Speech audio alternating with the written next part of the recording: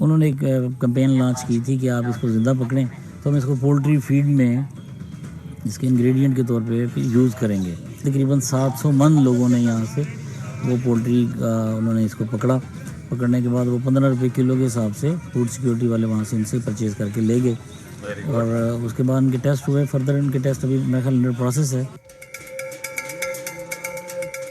جیسے جیسے تھوڑا سا ٹیمپریچر ریز ہوتا ہے، وارم ہو جاتی ہے، پھر یہ اڑنا شروع کر دیتی ہے، پھر اس کو پکڑنا آسان نہیں کہ یہ صبح کے وقت تقریباً ان ایکٹیو ہوتی ہے، زمین پہ پڑی ہوتی ہے، آپ اس کو پکڑ کے اکٹھی کر کے توڑے میں ڈال سکتے ہیں۔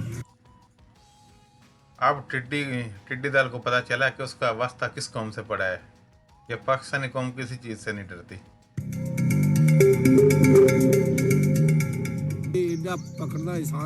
اسے پکڑنا اتنا آسان نہیں تھا۔ ٹڈی کو خود کو پکڑنا تو آسان ہے، مگر جنگل میں سانپ اور حشرات بھی تو تھے۔ ڈرتے مرتے جیسے بھی ہم نے اسے پکڑ کر بیچا ہے۔ غریب لوگ ہیں، فصل تو اس نے چھوڑی نہیں تھی، تو اپنا پیٹ تو پالنا تھا۔ وہ جنگل میں انڈے دے گئی تھی، پھر سپرے والے آ گئے اور انہوں نے اس پر سپرے کر دیا۔ اس کے بعد انہوں نے ٹڈی خریدنا بند کر دیا۔ بند کیوں کیا؟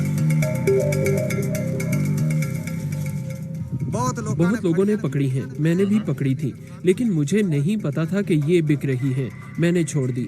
ہم نے تو ٹرک بھر کر بیچنا تھی، ہر طرف پر سڑکوں پر نظر آ رہی تھی، بہت آئی تھیں ٹڈیاں یہاں ہمارے پاس۔ اللہ تعالیٰ معاف کریں۔